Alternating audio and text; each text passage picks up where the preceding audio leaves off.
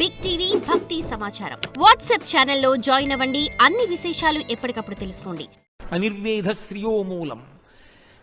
నిర్వేదములు పొందకుండా సంతోషముగా మనసుని నిలబెట్టగలిగిన వాడెవరో, అనుకూల ప్రతికూలములను లెక్కలోకి పెట్టుకోకుండా దృష్టిని కేవలము ఏ కార్యమును సాధించాలనుకుంటున్నాడో దాని మీదే పెట్టిన వాడెవరో, మనసుని ఎప్పుడూ సంతోషముగా ఉంచగలిగిన వాడెవరో, అది ఏ సమస్త సౌఖ్యములకు హేతువు, కార్య సాధనకు హేతు. అదే అనిర్వేద శ్రియోమూలం, అనిర్వేద పరం సుఖం. అనిర్వేదో హి సతతం సర్వార్థేషు ప్రవర్తక. సమస్తమైన విషయములను సాధించుటకు లోకమునందున్న ఏకైక మార్గము మనసును సంతోషముగా నిలబెట్టుట ఒక్కటే. అలా నిలబెట్టలేనివాడు ఏ కారణమునకైనా అనుకూలము ప్రతికూలము అన్న రెండు విషయములను దృష్టిలో పెట్టుకుని నిలబడిపోయేవాడు కార్యసాధకుడు కాలేడు. కాబట్టి అనిర్వేదో హి సతతం సర్వార్థేషు ప్రవర్తక. కరోతి సఫలం జన్మో కర్మయత్తత్ కరోతి సహ తస్మాద్ అనిర్వేద కృతం యత్నం చేస్తే హిముత్తమం.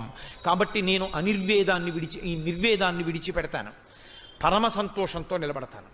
మళ్ళీ మనసుని పూర్వస్థితి ఎందుంచి మళ్ళీ వెతుకుతాను లంకని. మళ్ళీ వెతికారు. ఇంత వెతికిన మహానుభావుడు సీతమ్మ కనపడలేదని ఆత్మహత్య చేసుకుంటాడు. హస్తాదానో ముఖాదానో నియతో వృక్షమూలిక వానప్రస్థో గమిష్యామి హదృష్ట్వా జనకాత్మజాం. చేతిలో పడితే తింటాను, లేకపోతే లేదు, ఇక్కడే ప్రాయోపవేశం చేస్తానన్నారు. మనస్సు అటువంటి స్థితి యందు నిలబెట్టి లక్ష్య సాధన చేసేటటువంటి గురి కలిగిన మహాపురుషులు, అటువంటి భగవద్భక్తి తత్పరులు ఎప్పుడైనా చిన్న వైక్లభ్యాన్ని పొందినా మళ్ళీ పరమేశ్వరుడే రక్ష చేస్తాడు. వెంటనే ఆయనకు ఒక ఆలోచన వచ్చింది. అసలు ఆత్మహత్య చేసుకు చచ్చిపోతాననేటటువంటి ఆలోచనే దోషభూయిష్టం. కాబట్టి జీవన్ భద్రాణి పశ్యతి, చచ్చిపోతే ఏమొచ్చింది? కాబట్టి నేను మరణించకుండా నేను బ్రతికే ఉంటాను. బ్రతికి ఉండి సంతోషంగా మళ్ళీ నేను పూర్వపూలికతో నిలబడితే జీవన్ భద్రాణి పశ్యతి, మంగళములను చూడగలను. ఇప్పుడు మళ్ళీ పుంజుకున్నారు. మీకు తెలుసు, తర్వాత సీతమ్మ తల్లి దర్శనం చెయ్యగలిగారు మహానుభావుడు. ఆవిడ అనుగ్రహంతో చెయ్యగలిగారు. కాబట్టి మనిషి నిలబడడం అన్నది చాలా ప్రధానం. ఆ ఉత్సాహమును కాని మనసు కోల్పోయిందా, సంతోషమును కాని కోల్పోయిందా, లక్ష్యమునందు దృష్టి పెట్టగలిగిన స్థితి కాని పోయిందా, ఇక వాడేదీ సాధించలేడు. అందుకే కిష్కింధకాండలో లక్ష్మణస్వామి రామచంద్రమూర్తితో ఒక మాట అంటారు. రాముడు ఒకానొక నాడు విశేషమైన శోకానికి గురైపోయాడు. ఎంత గురైపోయాడంటే ఇక సీతమ్మ కనపడదు. లక్ష్మణ, నా శరీరం పడిపోతుంది, నువ్వు వెళ్ళిపోయి ఇంటికి అన్నాడు. అప్పుడు లక్ష్మణస్వామి ఒక మాట చెప్పారు. ఉత్సాహో బలవాన్నార్యా నాస్తుత్యాహత్పరం బలం స్వోత్సాహస్యాస్తి లోకేస్మిన్ నకించిదపి దుర్లభం. అన్నయ్య, ఉత్సాహమును ఉంచుకున్నవాడెవరో, మనసును సంతోషముతో నిలబెట్టి లక్ష్యము వైపుకి నడిచిన వాడెవరో వాడు సాధించగలడు. మనసు ఎప్పుడు విచలితమైపోతుందంటే రెండు కారణముల చేత పడిపోతుంది.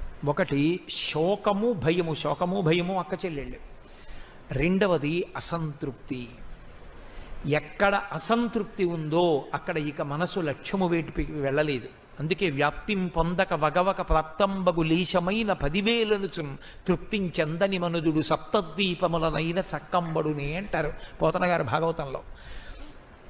ఉన్నదానితో సంతోషంగా ఉండగలగడం, లక్ష్యమును సాధించుట యందు దృష్టి పెట్టి అనుకూల ప్రతికూలములను విడిచిపెట్టి లక్ష్య సాధన యందు నడవగలగడం, ఇది సంతోషం. అది లేనినాడు దుఃఖం. అది లేకపోవడమే దుఃఖము. కిం దుఃఖం? అసంతోషం. నాకొక్కటి చెప్పండి, దుఃఖము అన్న మాటకు అర్థం అసంతోషం అంటే ఏమండి మరి కలిసి వచ్చినప్పుడు సంతోషంగా ఉండదా అని మీరు నన్ను అడగచ్చు. అప్పుడు అది సంతోషమే కదా, అది అప్పుడు ఎందుకు సంతోషం కాకుండా పోయింది అంటే, మీకు ఏది కలిసి వచ్చింది అది మీ దగ్గర ఉంది అని మీరు సంతోషపడిపోతున్నారో దానికి ఒక క్రీనీడ ఉంటుంది. నేనింత ప్రేమించే వస్తువు, నేనింత ఇష్టపడే వస్తువు, ఇది నా చెయ్యి జారిపోతుందేమోనన్న బెంగ మీకు ఎప్పుడూ ఉంటుంది. అభద్రత దాన్ని అనుసరించి ఉంటుంది. అది చెట్టు కొమ్మ సూర్యుడికి అడ్డొచ్చి తప్పుకున్నట్టు అది ఉందన్న ప్రీతి అది ఎక్కడ జారిపోతుందోనన్న బెంగ. రెండూ ఏకకాలమునందు ఉంటాయి. ఎక్కడ ప్రీతి అప్రీతి, అనుకూలత ప్రతికూలత, ఈ రెండూ మనసు మీద ప్రభావం చూపిస్తూ ఉన్నాయో అంతకాలము వాడు లక్ష్యమును సాధించలేడు.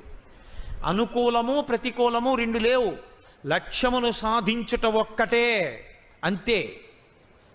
అలా వెళ్ళగలిగిన వాడెవరో, ఇక అనుకూల ప్రతికూలములకు లొంగకుండా ఉండగలిగిన వాడెవరో వాడే లక్ష్యమును సాధించగలడు.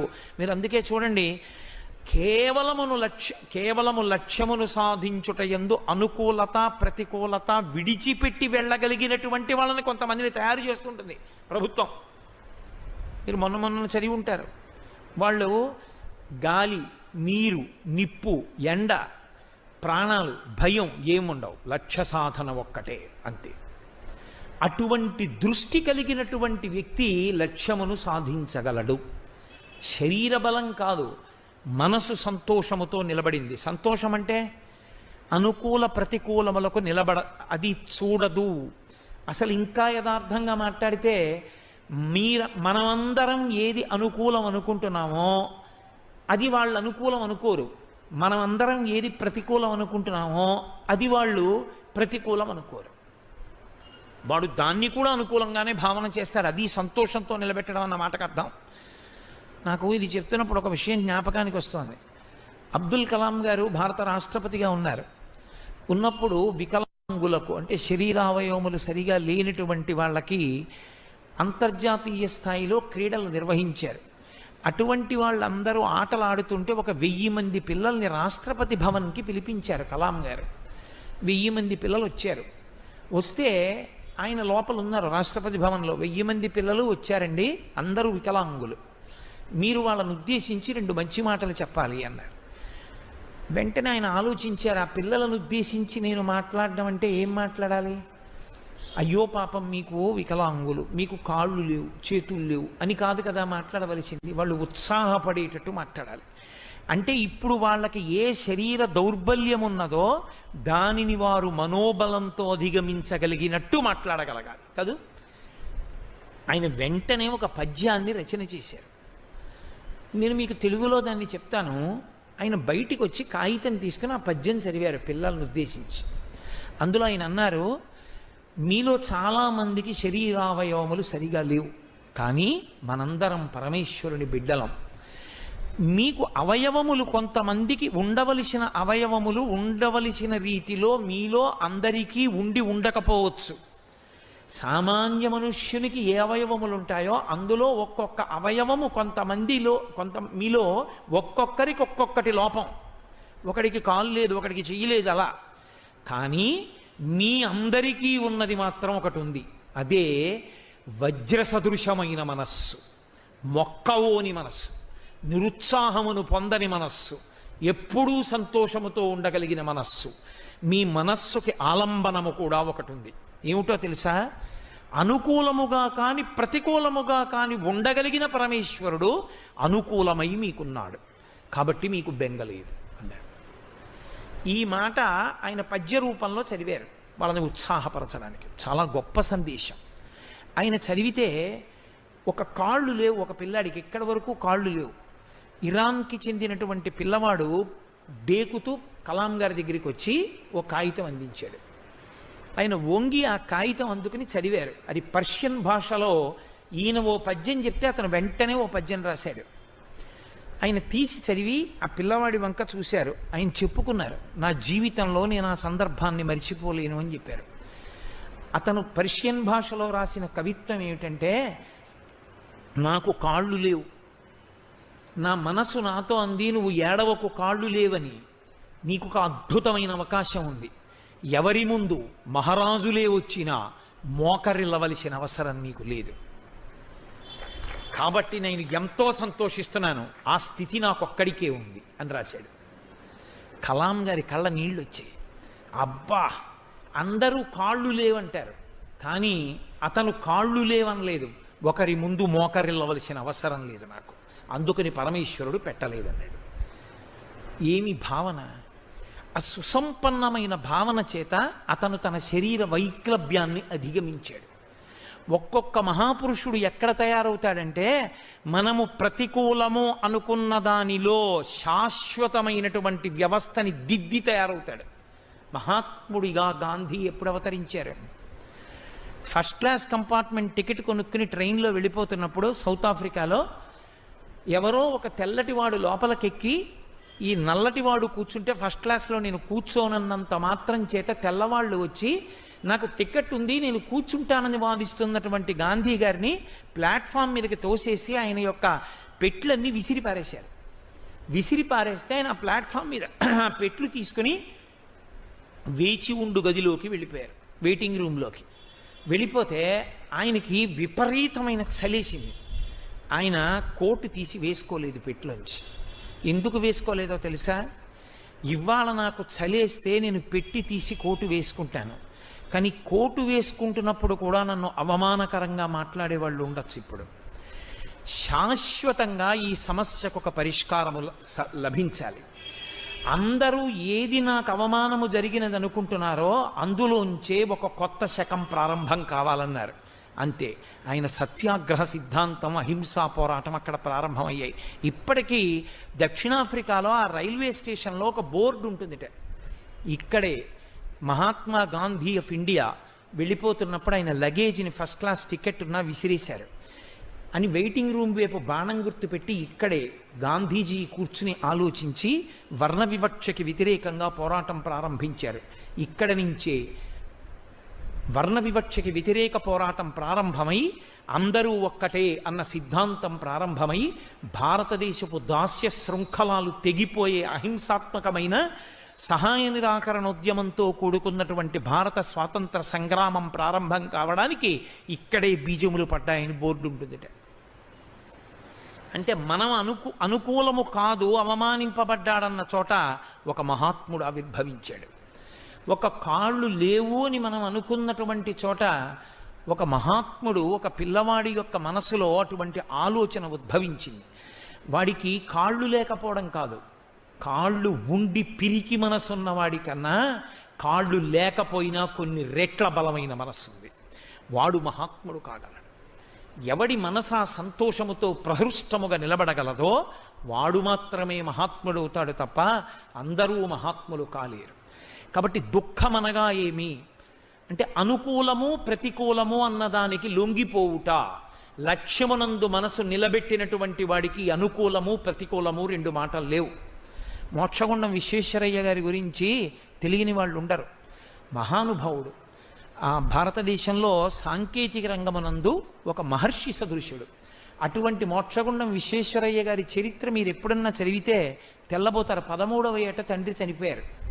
ఆయనకి ఈ సాంకేతిక విద్య ఇంజనీరింగ్ చదువుకోవాలి అని కోరిక. మైసూరులో మేనమామ గారి ఇంటికి వెళ్ళారు. చదువుకోవడానికి, స్కూల్లో చదువుకోవడానికి కూడా డబ్బులు లేవు. చదువుకోవాలి అంతే ఆయన లక్ష్యం. ఆ లక్ష్యం కోసం మోక్షగుండం విశ్వేశ్వరయ్య గారు పడినటువంటి శ్రమ చదివితే అసలు ఇలా ఎలా చేశారనిపిస్తుంది. ప్రతిరోజు తన ఇంటి నుంచి 10 మైళ్ళ దూరం నడిచి ఒక మంత్రి గారి ఇంటికి వెళ్ళి వాళ్ళ పిల్లలకి ట్యూషన్ చెప్పేవారు. మళ్ళీ 10 మైళ్ళు నడిచి ఇంటికి వచ్చేవారు. 20 మైళ్ళు అంటే దగ్గరగా 25 కిలోమీటర్ల కన్నా ఎక్కువ. అంటే రోజుకి 25 కిలోమీటర్లు నడిచి ఒక పిల్లవాడు, ఇంకా హై స్కూల్ చదువు కూడా చదువుకోని పిల్లవాడు 25 కిలోమీటర్లు ప్రతిరోజు నడిచి మంత్రి గారి పిల్లలకి పాఠం చెప్పి డబ్బు సంపాదించి ఆ డబ్బుతో స్కూల్లో చదువుకుని కష్టపడి తెచ్చుకున్నటువంటి స్కాలర్షిప్తో పూణే ఇంజనీరింగ్ కాలేజ్లో చదువుకుని ప్రపంచ ప్రఖ్యాతమైనటువంటి గోల్డ్ మెడల్ సంపాదించారు. మోక్షగుండం విశ్వేశ్వరయ్య గారు సంపాదించారు అనకండి. ఆయన సంపాదించడంలో లక్ష్యం మీద నిలబడినటువంటి ఆయన దృష్టి అనుకూలము ప్రతికూలము అన్న రెండిటిని విడిచిపెట్టి లక్ష్యమును సాధించుట యందు మనసు ఎప్పుడూ అదే ప్రహృష్టతతో నిలబడిపోయిందంతే. అదే సంతోషం. నేను ఆ లక్ష్యం వైపుకు అడుగులు వేస్తున్న ప్రతి అడుగు రోజు 20 మైళ్ళు నడిచొచ్చినా నేను చదువుకోవడానికి డబ్బు వస్తుంది. ఇప్పుడు నేను చదువుకోగలను. 20 మైళ్ళు నడిచిన పిల్లవాడికి తండ్రి లేడు, తల్లి దగ్గర లేదు, మేనమామ ఇల్లు, పేదరికం, తినడానికి సరియైన తిండి లేదు. ఎంత కష్టపడ్డాడో. నాకు పేరు చెప్పడం ఇష్టం లేదు. ఇప్పటికీ హైదరాబాద్లో ఉన్నారు, మా గోపాలకృష్ణ గారికి తెలుసు బాగా. ఆయన ఇంజనీరింగ్ చదువుకోవాలని కోరిక. ఓసారి ఇంజనీరింగ్ సీట్ వస్తే డబ్బు లేక వదిలేశాడు. రెండవసారి ఇంజనీరింగ్ సీట్ వస్తే అన్నయ్య వదిన పడుకుంటే బయట చిన్న వరండా ఉండేది. నాకు మీరు అన్నం పెట్టినా పెట్టకపోయినా వరండాలో పడుకోవడానికి అవకాశం ఇవ్వండి, ఇంజనీరింగ్ చదువుకుంటానని అడిగాడు. ఉన్నదే ముగ్గురం తిందాన్రా అన్నాడు మహానుభావుడు. వరండాలో పడుకునేవారు. ఒకప్పుడు ఆయన ఇంజనీరింగ్ ఫస్ట్ ఇయర్ చదువుకుంటుంటే స్కూల్లో సర్క్యులర్ వచ్చింది. ఆయనకి సంతోషం, నేను ఇంజనీరింగ్ చదువుకుంటున్నానని. అంత కష్టపడి చదువుకున్నాడు. రేపు ల్యాబొరేటరీ ఉంది, అందరూ బూట్లు వేసుకు రావాలి, ఫలానా రకం షూ వేసుకోవాలి అని. ఎక్కడ కొనుక్కుంటాడు బూట్లు? ప్రిన్సిపాల్ గారి రూమ్ దగ్గరికి వెళ్ళి బయట నించున్నాడు. 6:30 అయిపోయింది, 7 అయిపోయింది, 7:30 అయిపోయింది. వరంగల్ ఇంజనీరింగ్ కాలేజీలో చదువుకున్నాడు ఆయన. 7:30 అయిపోయిన తర్వాత లోపల అందరితో మాట్లాడి ప్రిన్సిపాల్ గారు బయటికి వచ్చారు. బయటకు వచ్చి పిల్లాడిని చూసి ఓయ్ అని పేరు ఉచ్చరించి ఆ పిల్లవాడిని అన్నారు, ఏమి ఇక్కడి నుంచున్నావు రాత్రి 7:30 అయినా అన్నారు. అతను, అయ్యా మీరు షూస్ కొనుక్కోమన్నారు రేపటి నుంచి అని వలవల ఏడిచేశాడు. ఆయనకి అర్థమైంది, నీకు డబ్బు లేదా అని అడిగారు. లేదు అన్నయ్య దగ్గర నేను వరండాలో పడుకుని చదువుకుంటున్నాను అన్నారు. రా కారిక్కు అని షూ కొనిచ్చి పిల్లవాడు హాస్టల్లో అన్నం తినడానికి ఏర్పాటు చేశారు.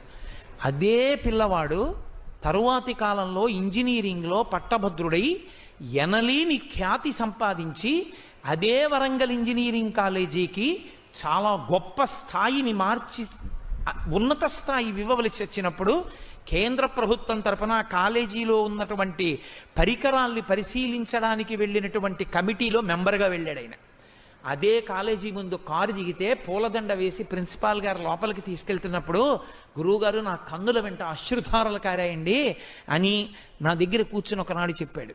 లక్ష్యశుద్ధి, నేనిది సాధించాలి, కష్టమా సుఖమా ఒకనాడు నేను అనుకున్నది అవుతాను, అప్పటి వరకు నేను ఇలా కష్టపడవలసింది అంతే.